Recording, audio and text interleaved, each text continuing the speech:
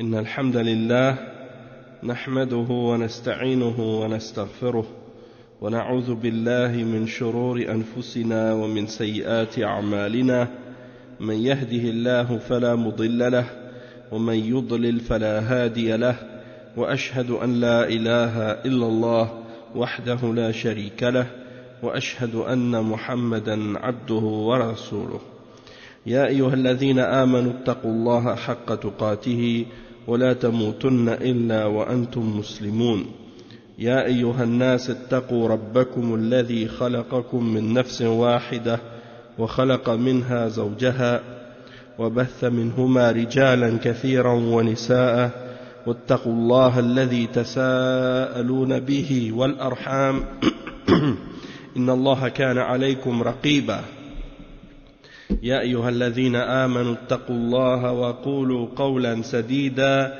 يصلح لكم أعمالكم ويغفر لكم ذنوبكم ومن يطع الله ورسوله فقد فاز فوزا عظيما أما بعد إن خير الكلام كلام الله وخير الهدي هدي محمد صلى الله عليه وسلم وإن شر الأمور محدثاتها وكل محدثة بدعة وكل بدعة ضلالة وكل ضلالة في النار أما بعد. On commence aujourd'hui le cours numéro 23 dans la lecture du livre Sharh Aqidat Ahl al-Sunnah wal Jama'a du Cheikh Muhammad ibn Salih al-Uthaymin rahimahullah ta'ala. Et on est arrivé maintenant à la lecture d'un autre verset dans le livre au sujet des noms et des attributs d'Allah subhanahu wa ta'ala. Et le cheikh il dit donc rahimahullah, il dit وَنُؤْمِنُ بِأَنَّهُ لَيْسَ كَمِثْلِهِ شَيْءٌ وَهُوَ السَّمِيعُ الْبَصِيرُ وهو السميع البصير له مقاليد السماوات والأرض يبسط الرزق لمن يشاء ويقدر إنه بكل شيء عليم. Naam, donc ça c'est le verset 11 et 12 dans Surat Shura et ça explique un principe très important en ce qui concerne la croyance en les noms et les attributs d'Allah subhanahu wa ta'ala. Pour les gens de Ahl Sunnah, c'est un verset qui est très très important. Et ce verset, il signifie en français, ou bien ces deux versets, ils signifient en français, rien ne lui ressemble. Rien ne lui ressemble, il n'y a rien comme lui. Et il entend et voit tout. وَهُوَ السَّمِيعُ al-basiru. As-sami' c'est celui qui entend tout et ça vient de as-sam'u. As-sam' ça veut dire l'ouïe, le fait d'entendre, et al-basiru ça veut dire celui qui voit tout, et le terme basir ça vient de al-basar, et al-basar c'est la vue, c'est le fait de voir. Ensuite il dit dans la suite du verset lahu maqalidu as-samawati wal-ard, à lui appartient c'est lui qui détient les clés des trésors des cieux et de la terre. Et ensuite il dit yabsutur rizqa liman yasha'u wa yaqdir, c'est-à-dire il attribue de ses richesses et de ses largesses, de ses biens, ou le restreint, où il les restreint à qui il veut. Donc yabsutur rizqa liman yasha'u wa yaqdir innahu bikulli shay'in alim. Il est certes omniscient, c'est-à-dire il a la connaissance de toutes choses. Donc ça c'est une traduction donc des sens de ces deux versets-là.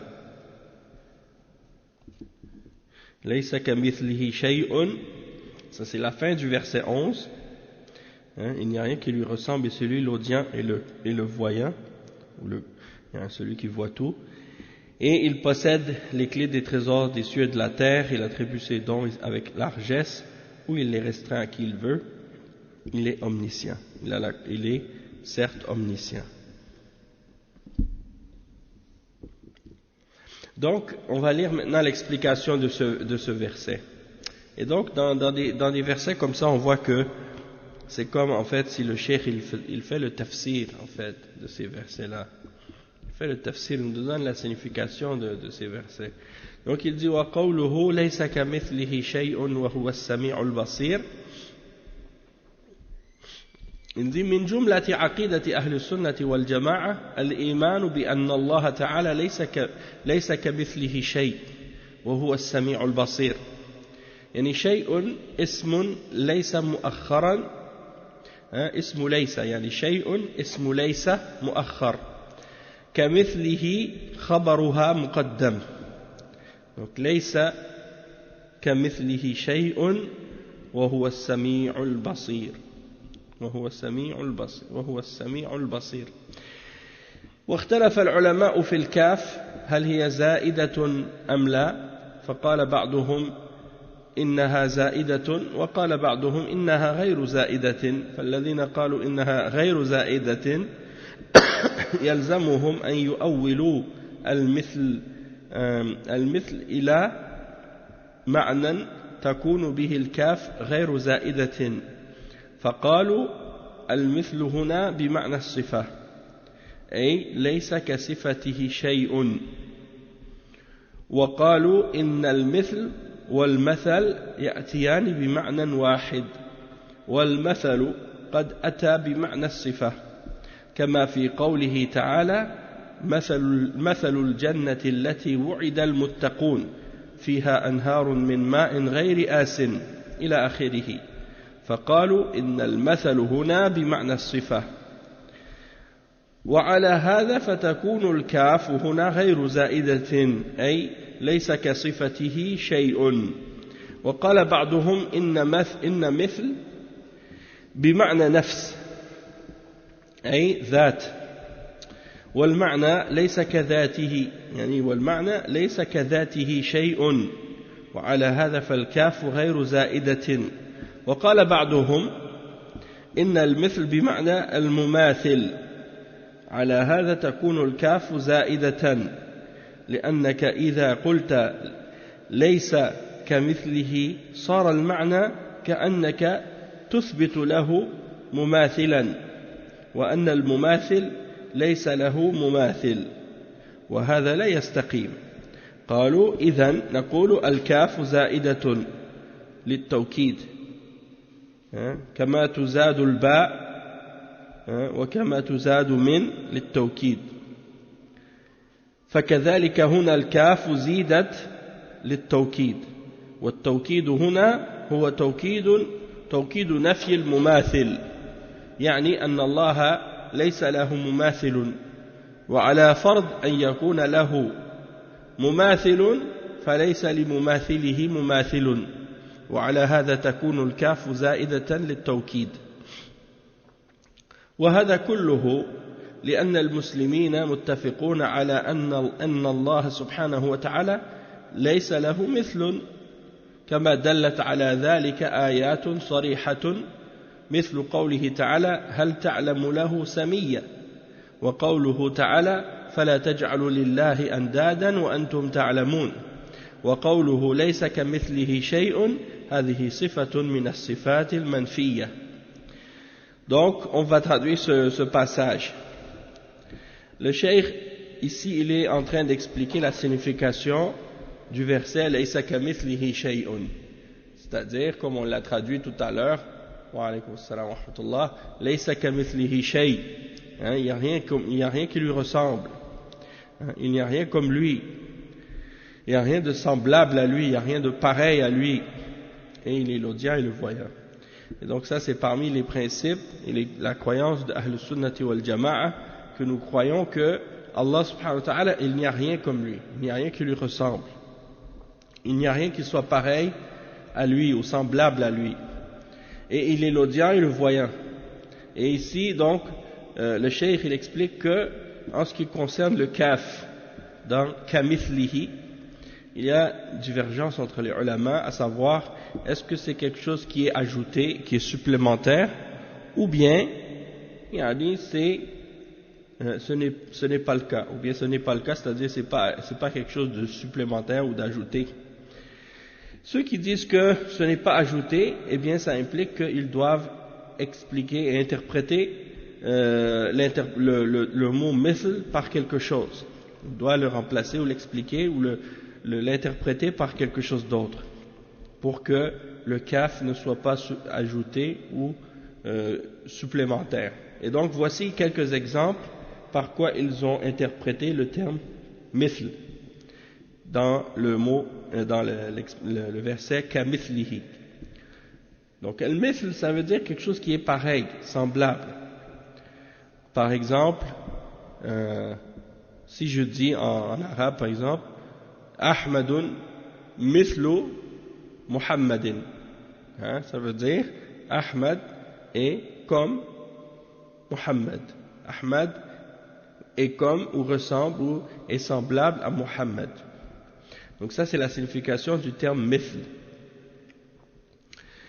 Et donc les ulama ici, quand ils expliquent ici que le kaf, donc kamithlihi, laysa kamithlihi, c'est comme si tu dis il n'y a pas comme son semblable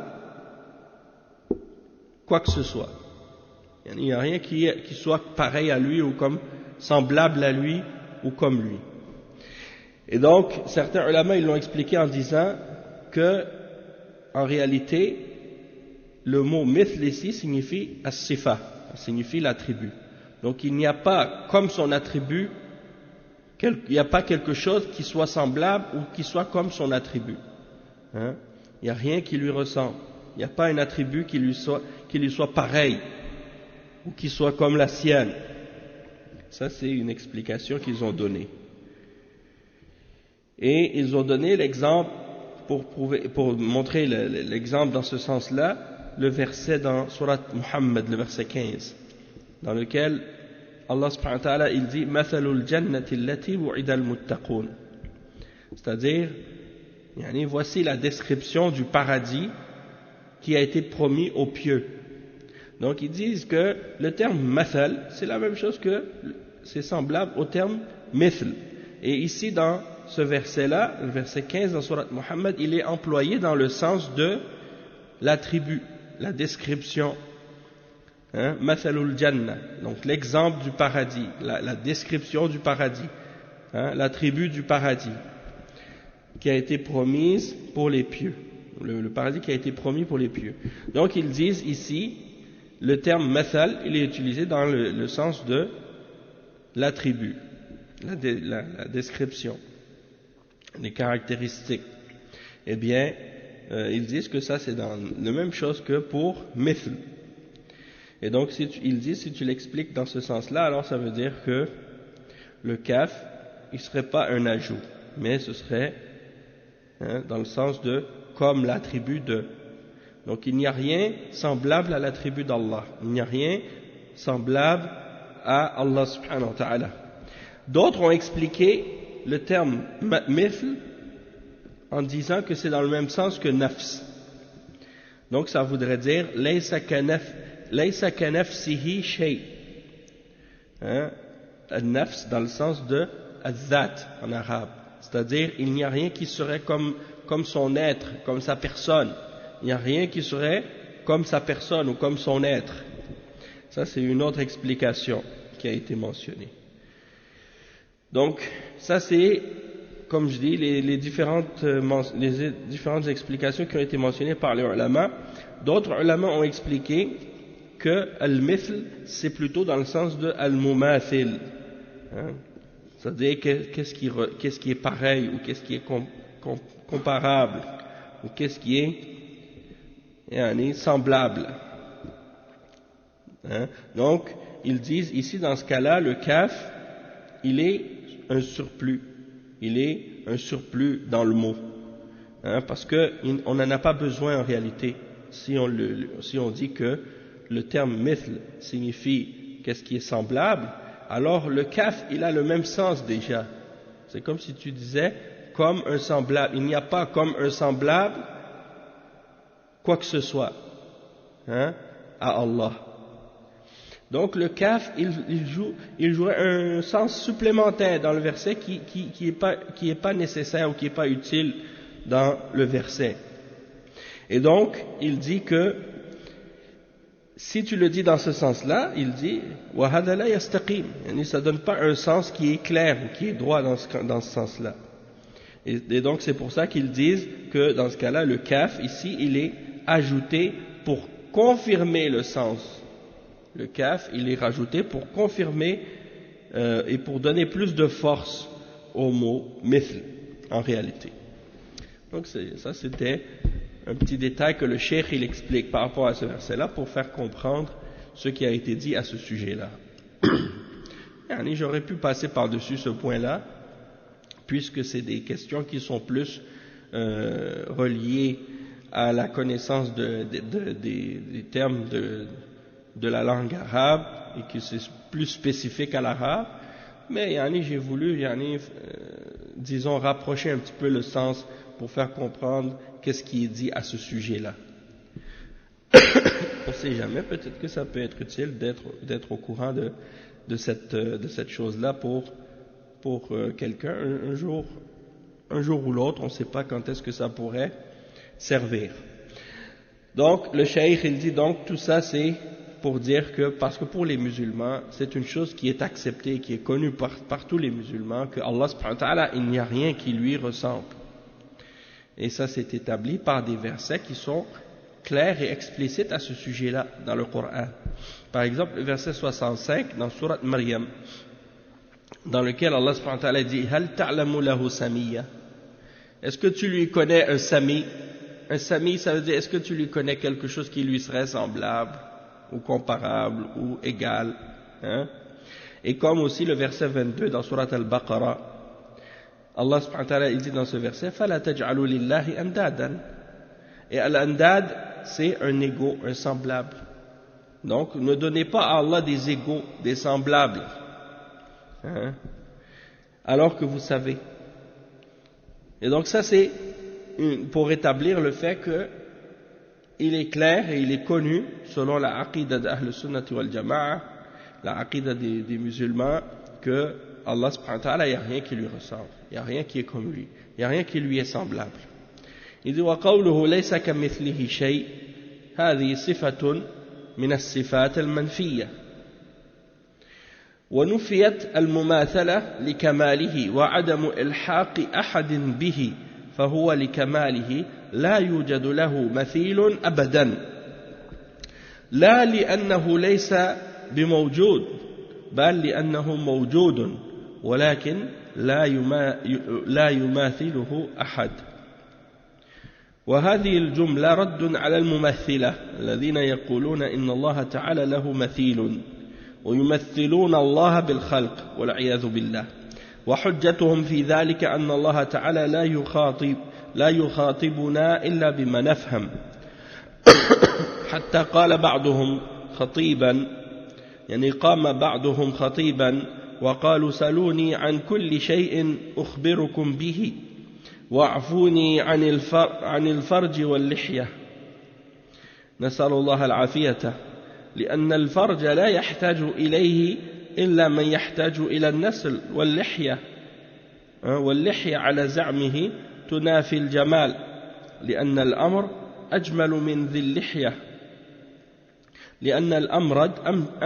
أجمل من ذي اللحية فقال اعفوني منها والباقي أنا مستعد أن أمثله لكم فأقول اليد مثل يدي والوجه كذلك وهذا رأي الضلال الممثلة الذين يعبدون الصنم كما قال ابن القيم رحمه الله في مقدمة النونية الممثل يعبد صنما والمعطل يعبد عدما وهذا صحيح. فالممثل يعبد صنما لأنه يقول الله مثل كذا والمعطل يعبد عدما لأن نتيجة تعطيله أن لا وجود لله. Donc le cheikh il explique, il dit que quand Allah subhanahu wa ta'ala dit il n'y a rien qui lui ressemble, ça c'est une des attributs de négation d'Allah subhanahu wa ta'ala dans lequel il nie toute ressemblance et toute comparaison avec sa création. Et la raison pour laquelle il nie la ressemblance, c'est à cause de sa perfection. Allah subhanahu wa ta'ala, il est parfait. Et donc personne peut être comparé à lui. Et personne ne peut l'égaler. Parce qu'il est parfait. Il est parfait dans tout, dans tous ses attributs. Et il dit, c'est pas parce que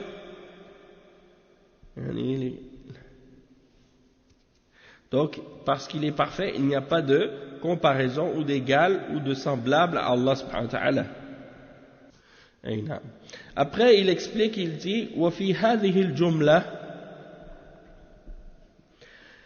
Donc dans cette phrase لَيْسَ كَمِثْلِهِ شَيْءٍ, il n'y a rien qui lui ressemble, il n'y a rien de semblable à lui, il y a une réfutation d'une secte ou d'un groupe qu'on appelle Al-Mumathila.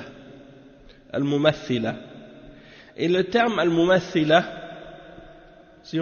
des fois il y a certains qui le traduisent par le terme anthropomorphiste. Sauf qu'anthropomorphiste, c'est une traduction qui est restrictive, si on veut. C'est une traduction qui est restrictive, pourquoi? Parce que la ressemblance, c'est plus vaste que l'anthropomorphisme. Pourquoi? Parce que l'anthropomorphisme, ça veut dire de faire ressembler Allah à un homme. Et quand on parle de ceux qui font ressembler Allah à sa création, eh bien, c'est beaucoup plus large que de faire ressembler Allah subhanahu wa ta'ala à un être humain. Puisqu'il y en a qui font ressembler Allah subhanahu wa ta'ala à des animaux. Il y en a qui font ressembler Allah subhanahu wa ta'ala à de la matière. Il y en a qui font ressembler Allah subhanahu wa ta'ala à d'autres choses, au néant, à des matières inertes ou des choses de ce genre. Donc pas uniquement à un être humain. Donc l'anthropomorphisme, c'est une partie seulement de le fait de faire ressembler Allah à sa création. Mais c'est pas tout ce qui rentre dans ce terme-là, c'est beaucoup plus large. Et donc, le fait de faire tamthil, ou bien de faire partie de ceux qu'on appelle al-mumathila, eh bien ça, c'est clair que c'est quelque chose qui rentre dans le kufr, qui rentre dans la mécréance. Parce qu'on n'a pas le droit de faire ressembler Allah subhanahu wa ta'ala à sa créature, ou à sa création. Et le contraire aussi. On n'a pas le droit de faire ressembler la création à Allah subhanahu wa ta'ala, et on n'a pas le droit de donner à la création des attributs divins, comme on n'a pas le droit de donner au divin, à Allah subhanahu wa ta'ala, des attributs de la créature. Quand on dit des attributs de la créature, c'est-à-dire de décrire Allah subhanahu wa ta'ala par des défauts, ou par des faiblesses, ou par des imperfections, ou de décrire Allah subhanahu wa ta'ala par autre chose que ce qu'il sait décrit lui-même. C'est ça ce que ça veut dire. Parce que si on décrit Allah subhanahu wa ta'ala par ce qu'il s'est décrit lui-même dans le Coran, ou parce que le prophète sallallahu alayhi wa sallam l'a décrit dans la sunna, alors dans ce cas-là, il n'y a aucune imperfection là-dedans. Tout ce que Allah subhanahu wa ta'ala a dit à propos de sa personne, à propos de ses attributs, et tout ce que le prophète sallallahu alayhi wa sallam a dit à propos d'Allah subhanahu wa ta'ala, à propos de ses noms et de ses attributs, tout ça ce n'est que de la perfection.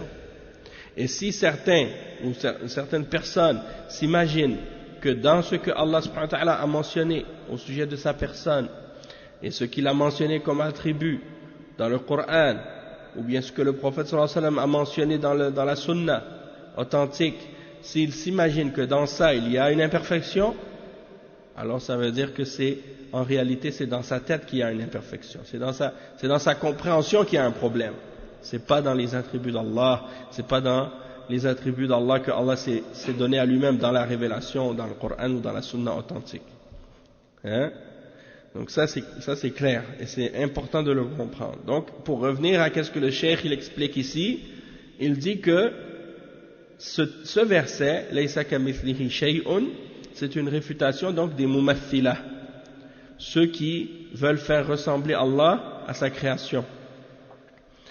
ils disent, c'est-à-dire les mumathila, que Allah il a un semblable. Hein? Ils comparent Allah à sa création. Ils comparent Allah à sa création, wal-'iyadhu billah. Et leur argument à ce sujet-là, c'est de dire que Allah subhanahu wa ta'ala ne nous parle que par ce que nous comprenons.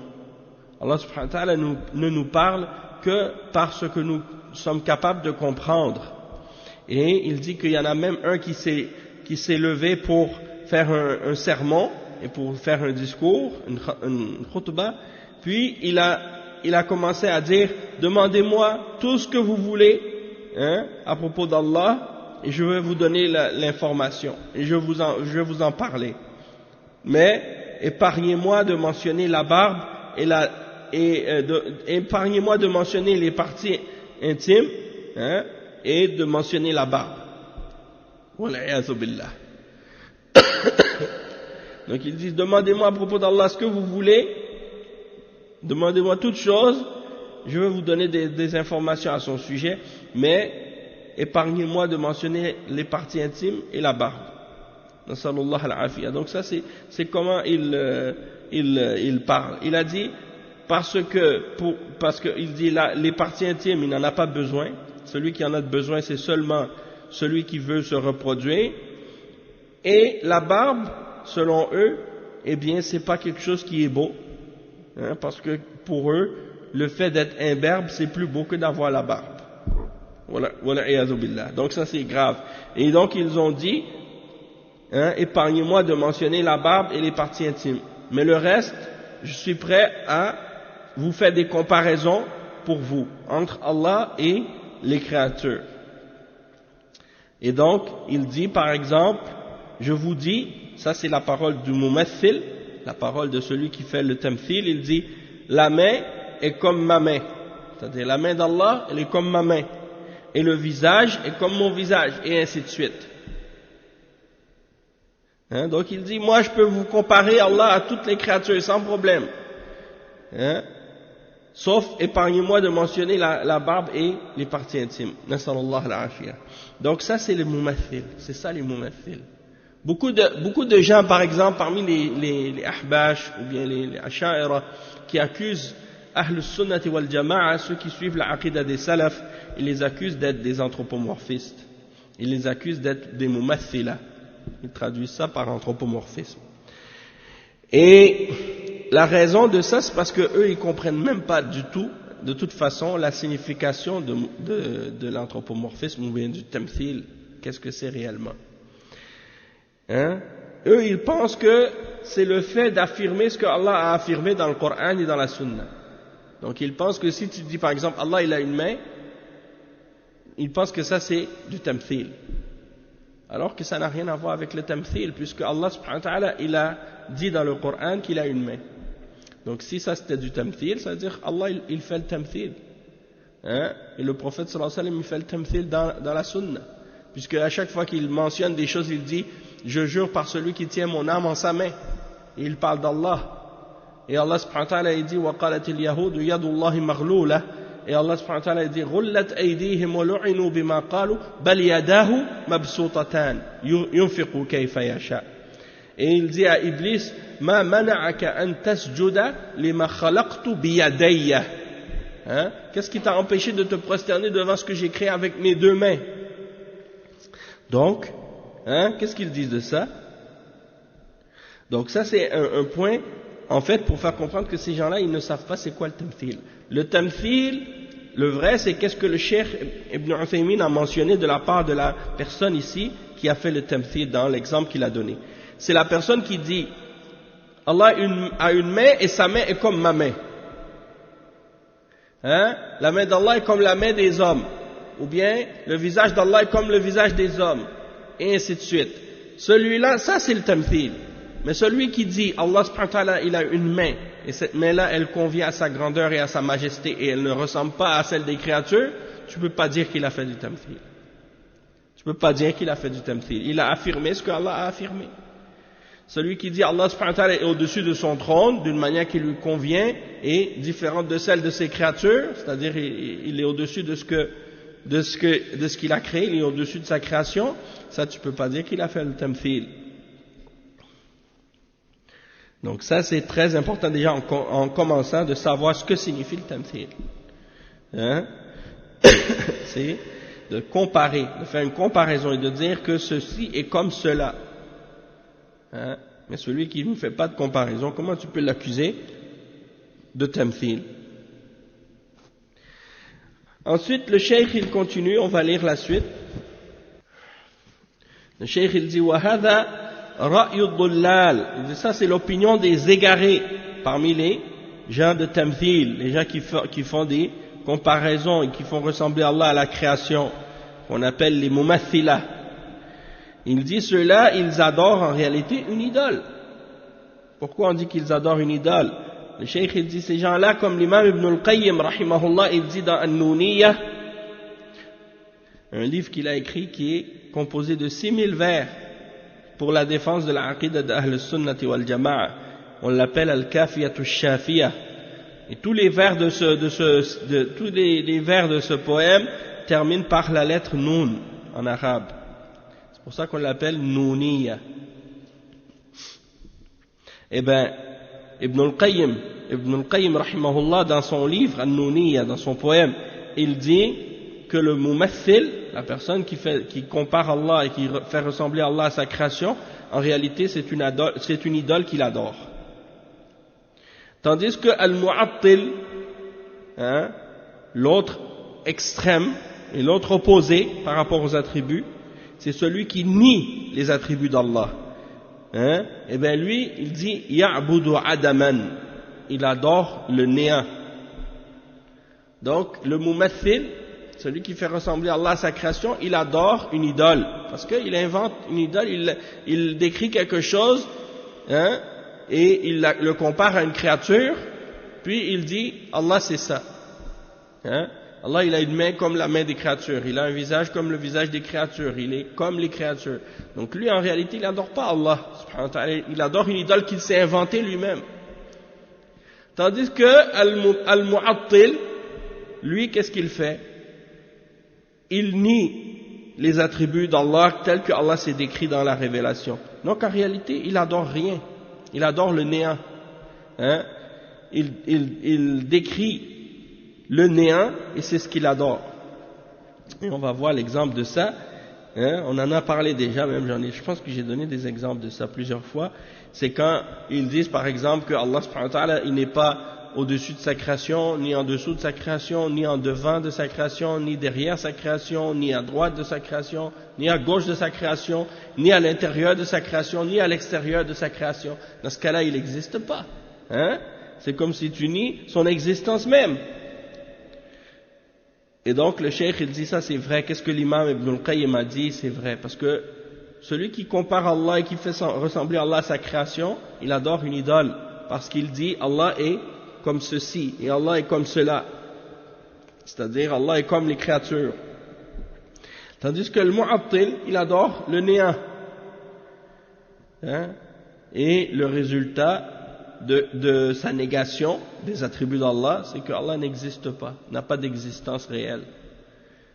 En réalité, quand tu écoutes les négations que font les mu'attila, les négateurs des attributs d'Allah, tu en viens à la conclusion qu'ils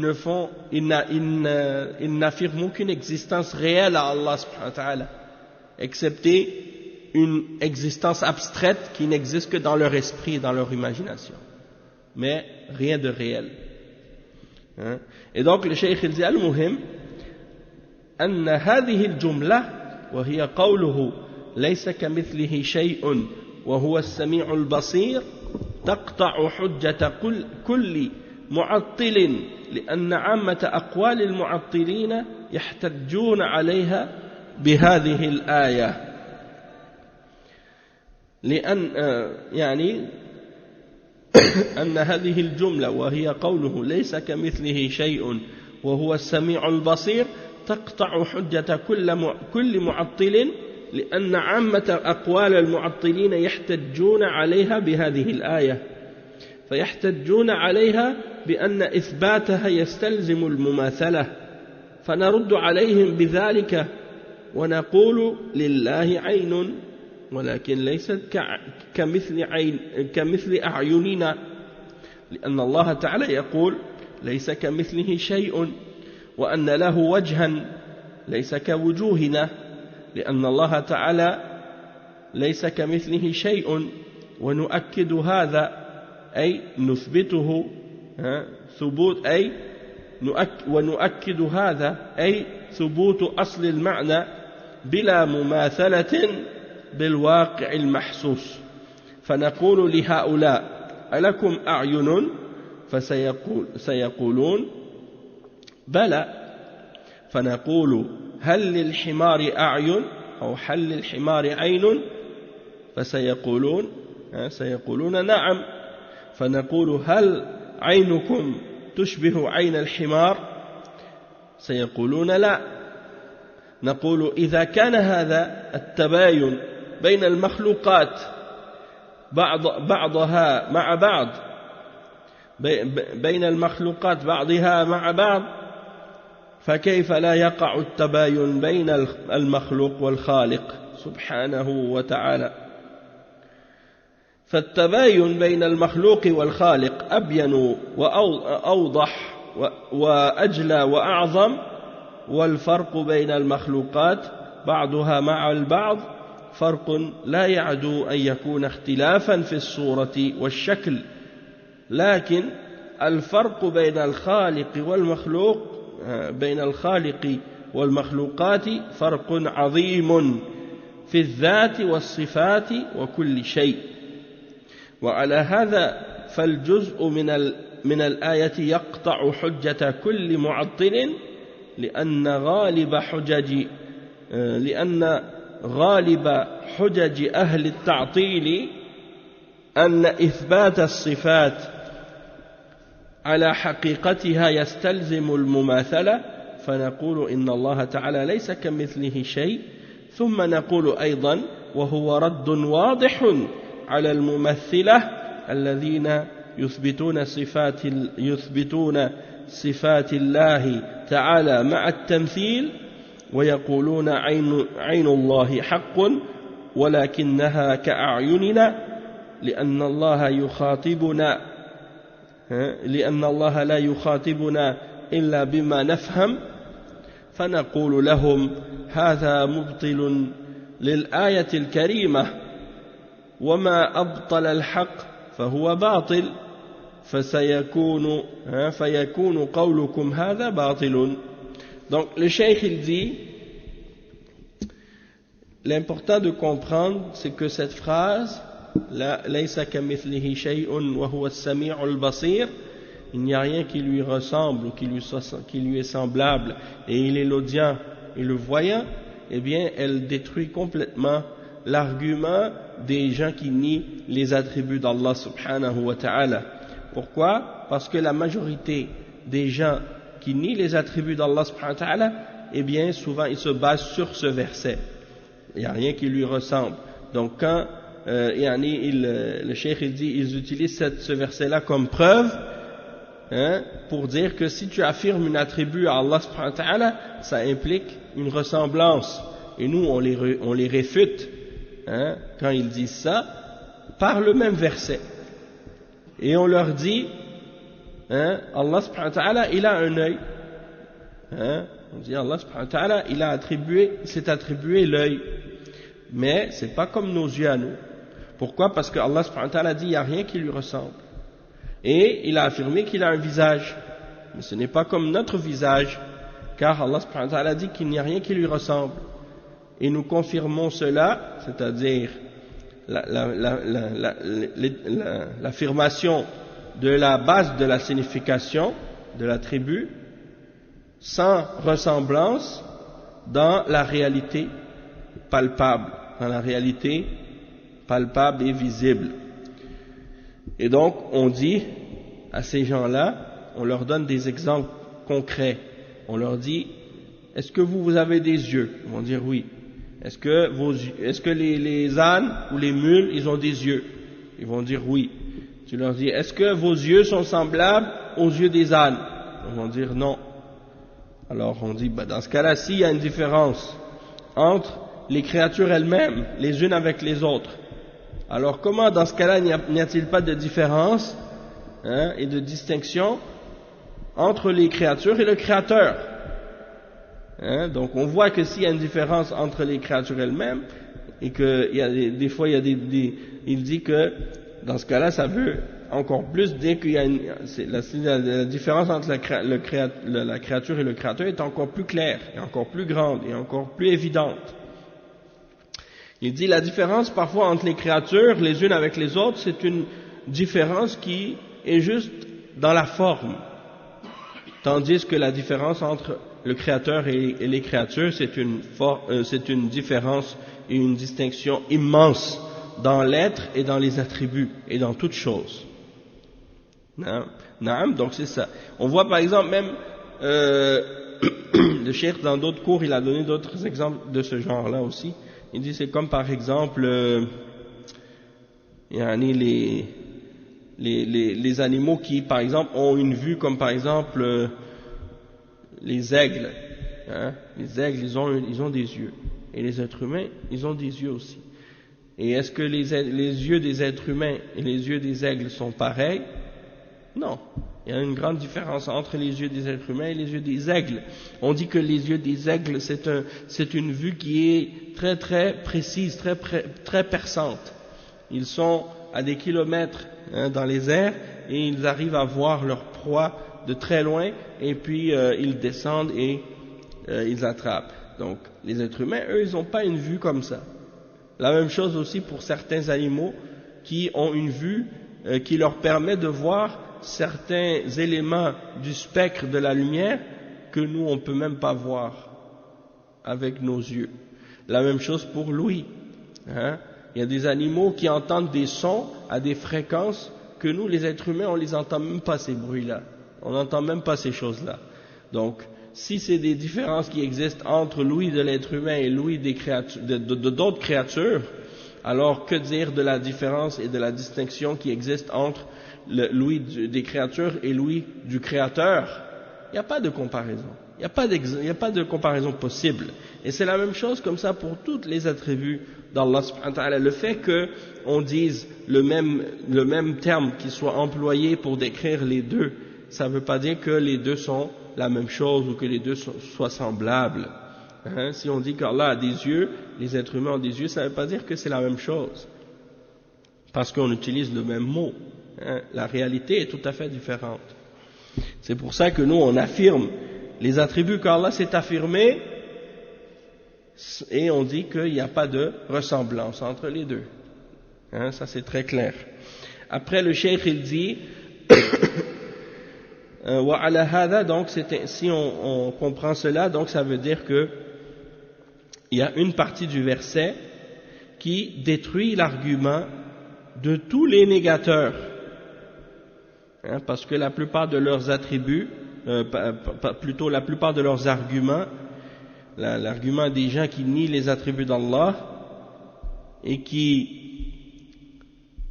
ils prétendent que le fait d'affirmer les attributs dans leur réalité implique une ressemblance avec les créatures. Et nous on dit que Allah subhanahu wa ta'ala, il n'y a rien qui lui ressemble. Il n'y a rien qui lui ressemble. Et on dit par la suite également, c'est une réfutation également de tous les mumathilah, de tous ceux qui font ressembler Allah à sa création. Ceux qui affirment les attributs en faisant une ressemblance et une comparaison entre le Créateur et la créature, et qui disent par exemple que les yeux d'Allah sont véridiques, mais ce sont comme nos yeux à nous, parce que Allah ne nous parle que par ce que nous pouvons comprendre. Alors nous leur disons, ça c'est réfuté par le verset lui-même, puisque le verset il vient contredire ce que vous prétendez. Et si qu'est-ce que vous dites contredit la vérité, donc ça veut dire que c'est faux. Et donc que votre parole elle est fausse. Et il dit وَقَوْلُهُ وَهُوَ السَّمِيعُ الْبَصِيرُ السَّمِيعُ مِنْ أَسْمَاءِ اللَّهِ تَعَالَى. قال العلماء إنه ينقسم إلى قسمين. الأول سمع إجابة والثاني سمع إدراك. فمن سمع الإجابة قوله تعالى إن ربي لسميع الدعاء، والمعنى أنه مجيب، لأن مجرد السماع ليس فيه ذاك الثناء، وهذا توسل إلى الله تعالى أن يجيب الله الدعوة. والتوسل إلى الله تعالى بمجرد إدراكه للصوت ليس وسيلة في الواقع، إنما التوسل إلى الله لكونه مجيبا للدعاء، فيجيب دعاء هذا السائل. ومنه أيضا قول المصلي سمع الله لمن حمده، ومعناها استجاب الله liman hamidahu. Donc le cheikh explique ensuite, il dit Allah subhanahu wa ta'ala dans la suite du verset, il dit et il est as-sami' al-basir, et il explique que le nom as-sami' fait partie des noms d'Allah, ça veut dire l'audient, celui qui entend tout. Il dit que les ulama ont divisé la signification de as-sami' en deux catégories ou en deux sens. Le premier, c'est dans le sens de sam'u ijaba, c'est-à-dire qu'il entend dans le sens qu'il exauce. Et le deuxième, c'est sam'u idrak, c'est-à-dire le fait qu'il entend dans le sens qu'il cerne, et il cerne et il entend les choses, les paroles de ses serviteurs et ainsi de suite, et tout ce qui se dit et ainsi de suite. Et le cheikh il donne des exemples de ces deux significations-là. Premièrement, le verset 39, le verset 39 dans Surat Ibrahim, dans lequel Allah subhanahu wa ta'ala dit Inna Rabbi la sami'u du'a. Certes, mon Seigneur exauce les invocations. La sami' ici, ça veut dire celui qui exauce, pas seulement celui qui entend. Ça veut dire celui qui entend et qui exauce le dua. Donc ici c'est dans le sens d'exaucer, de répondre à l'appel et à l'invocation. Donc dans le sens que Allah subhanahu wa ta'ala il est mujib. Mujib ça veut dire celui qui exauce et qui répond à l'invocation et à l'appel. Donc il dit si c'était uniquement dans le sens d'entendre, il n'y aurait pas d'éloge dans ce verset là. Et on sait très bien que at-tawassul, quand on évoque Allah subhanahu wa ta'ala en mentionnant ses noms et ses attributs, eh bien il faut mentionner un attribut et mentionner quelque chose qui a un sens, qui a un sens d'éloge, qui fait que Allah subhanahu wa ta'ala nous exauce. Et ici le fait de dire que Allah exauce l'invocation, eh bien il y a un moyen qu'on emploie pour demander à Allah subhanahu wa ta'ala qu'il réponde à notre invocation en le glorifiant. Mais si tu dis uniquement qu'il entend dans le sens qu'il entend, ça c'est pas un moyen dans la réalité. Donc tu utilises comme moyen et comme dua lorsque tu invoques Allah subhanahu wa ta'ala le fait de mentionner qu'il exauce les invocations, et qu'il répond à celui qui lui demande et qui l'appelle. Donc il dit également lorsque la personne prie, elle dit en se relevant du ruku', elle dit Sami'a Allahu liman hamidah. Ça ne veut pas dire Allah a entendu celui qui l'a glorifié. Ça veut dire que Allah répond à celui qui l'a glorifié. C'est pas dans le sens d'entendre ici, parce qu'on sait qu'Allah l'entend. Mais c'est dans le sens d'exaucer et de répondre à celui qui l'a glorifié. Wa alaykum assalam wa rahmatullahi wa barakatuh. Le cheikh il dit ensuite wa amma sam'u l'idrak fa huwa thalathatu anwa', taratan yakunu lit-ta'yid wa taratan yakunu lit-tahdid wa taratan yakunu لبيان شمول سمع الله عز وجل لكل شيء. ففي قوله تبارك وتعالى لقد سمع الله قول الذين قالوا إن الله فقير ونحن أغنياء. هذا للتهديد بدليل قوله تعالى سنكتب ما قالوا وقتلهم الأنبياء بغير حق ونقول ذوقوا عذاب الحريق. ومثل قوله تعالى أم يحسبون أنا لا نسمع سرهم ونجواهم. هذا أيضا للتهديد لقوله تعالى بلى ورسلنا لديهم يكتبون. وتارة يكون للتأكيد كقوله تعالى لموسى وهارون لا تخافا إنني معكما أسمع وأرى. وهذا ليس المراد مجرد إخبار لموسى وهارون أن الله يسمعهما ويراهما، بل المراد التأييد والنصر وما أشبه ذلك.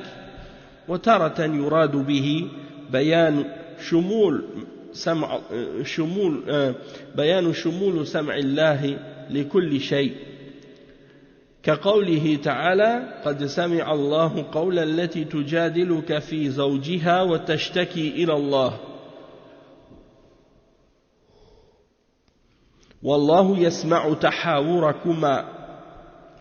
ولهذا قالت عائشة رضي الله عنها الحمد لله الذي وسع سمعه الأصوات لقد كنت طرف الحجرة وإنه ليخفى علي بعض حديثها والله عز وجل من فوق 7 سماوات يسمع حديثها. فهذا المراد به شمول سمع الله لكل شيء. فأنت إن تكلمت في بيتك فالله تعالى يسمعك، وإن تكلمت في ملأ فالله تعالى يسمعك، وإن حدثت نفسك فالله تعالى يعلم. فإن حركت لسانك حتى صار قولا فالله تعالى يسمعه وإن خفي. ولهذا قال تعالى في الحديث القدسي من ذكرني في نفسه ذكرته في نفسي ومن ذكرني في ملأ ذكرته في ملأ خير منه أو خير منهم. إذن السمع ينقسم إلى قسمين، الأول بمعنى الإجابة والثاني بمعنى الإدراك، والإدراك 3 أنواع. Donc on va lire maintenant la traduction de ce qu'on vient de lire. Il dit, donc on a expliqué que as-sam' il a 2 significations. La première signification c'est le fait d'exaucer, le fait que Allah exauce les invocations. Ça c'est la première signification de as-sami' et as-sam'. La deuxième signification c'est sam'ul idrak, le fait que Allah subhanahu wa ta'ala il entend dans le sens qu'il cerne et qu'il entend tout ce qu'on dit. Et il y en a 3 catégories. C'est divisé en 3 catégories cette signification-là. La première signification, c'est que parfois, as-sam' c'est employé dans le sens du support et de l'aide. La deuxième signification, parfois, c'est employé, as-sam' c'est employé dans le sens de la menace. Quand Allah dit qu'il entend, c'est parfois dans le sens de la menace.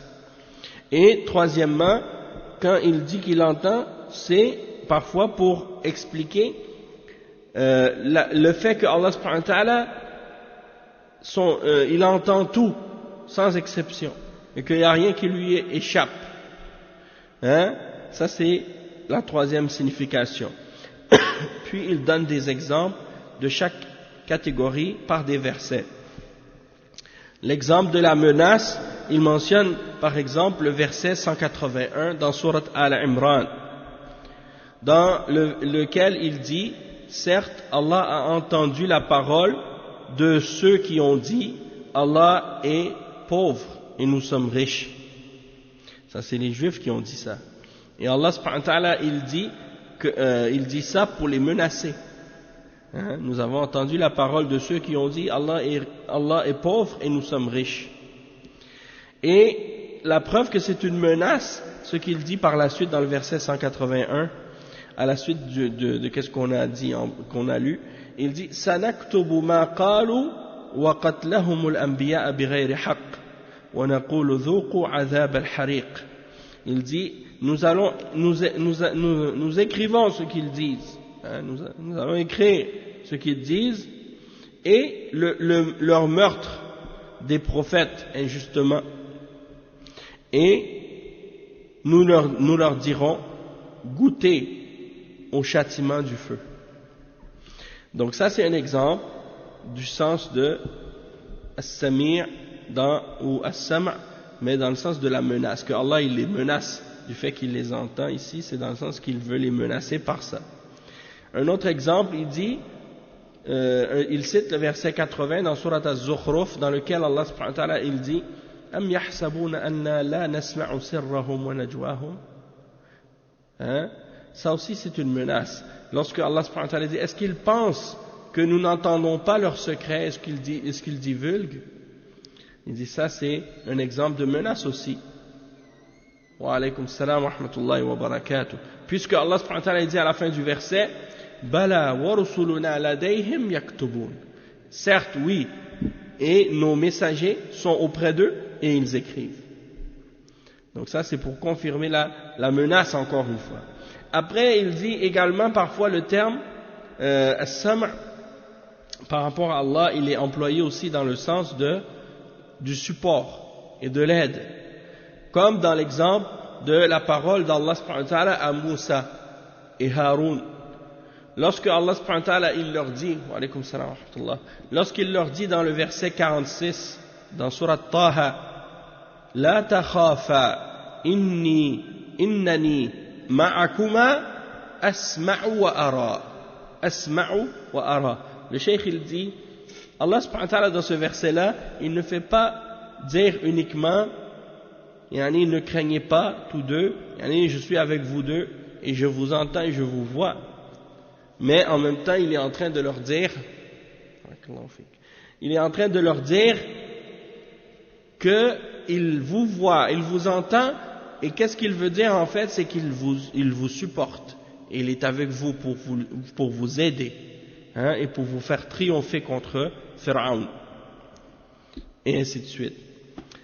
Après il dit, ouais, et parfois, qu'est-ce qu'on veut dire par as-sam', c'est le sens de l'ouïe d'Allah subhanahu wa ta'ala, le fait que Allah il entend tout, sans exception, et qu'il n'y a rien qui lui échappe, même les plus petits bruits. Et il donne l'exemple dans Surat Al-Mujadala, lorsque Allah subhanahu wa ta'ala dit, certes Allah a entendu la parole de celle qui vient disputer le cas de son mari, hein, et qui se plaint à Allah. Et Allah a entendu votre discussion, votre échange. Donc il dit, ici, Aïcha radiyallahu anha, quand elle a entendu ce verset-là, elle a dit, subhanallah, elle a dit, alhamdulillah, celui qui entend toutes les voix, et que sa voix, elle enveloppe tout, c'est-à-dire son ouïe, elle entend tous les sons et toutes les voix. Il dit, j'étais moi-même dans un des coins de la chambre, hein, et il y a certaines paroles de cette femme qui m'échappaient. C'est-à-dire, j'étais tout proche. Et il y a des paroles de cette femme, quand elle parlait, j'arrivais pas à entendre. Et celui qui est au-dessus des 7 cieux, Allah subhanahu wa ta'ala, lui, il a entendu sa parole. Et il l'a dit dans Surat Al-Mujadala, Qad sami'a Allah. Hein? Allah a certes entendu la parole de cette femme qui est venue au messager d'Allah sallallahu alayhi wa sallam. Donc ça c'est pour dire yani, que Allah subhanahu wa ta'ala il entend tout. C'est la discussion, c'est ça. La discussion qu'il y a eu de la part de cette femme qui venait se plaindre de son mari. Et donc le cheikh il dit Allah subhanahu wa ta'ala au-dessus des 7 cieux il a entendu sa parole. Et c'est ça la signification ici, dans le sens que Allah subhanahu wa ta'ala son ouïe, elle enveloppe tout, elle englobe tout. Hein? Il entend toutes choses. Donc toi, tu es chez toi, tu parles, Allah il t'entend. Tu parles dans une assemblée, devant une assemblée de gens, Allah il t'entend. Tu parles avec toi-même, tu te parles à toi-même, Allah il t'entend. Tu bouges ta langue pour dire des choses, hein, des paroles, Allah il t'entend même si c'est secret, même si c'est tout bas. Et il dit, c'est pour ça que Allah subhanahu wa ta'ala dit dans le hadith al-Qudsi, il dit, celui qui se rappelle de moi en lui-même, je me rappellerai de lui en moi-même. Et celui qui se rappelle de moi devant une assemblée, je vais me rappeler de lui, ou je vais le mentionner dans une assemblée meilleure que ça encore. Et donc ça c'est pour expliquer que as-sam', hein, l'ouïe, quand on parle d'Allah subhanahu wa ta'ala et qu'on dit qu'il entend, eh bien ça a ces deux sens-là. Le premier c'est le sens qu'il exauce, et le deuxième c'est le sens qu'il cerne tout et qu'il entend tout. Donc on va s'arrêter ici pour ce cours-ci et on continuera la semaine prochaine incha'Allah. Subhanakallahumma bihamdik ashhadu an la ilaha illa ant astaghfiruka wa atubu ilayk wa sallallahu wa sallam ala nabiyyina Muhammad wa ala alihi wa sahbihi ajma'in.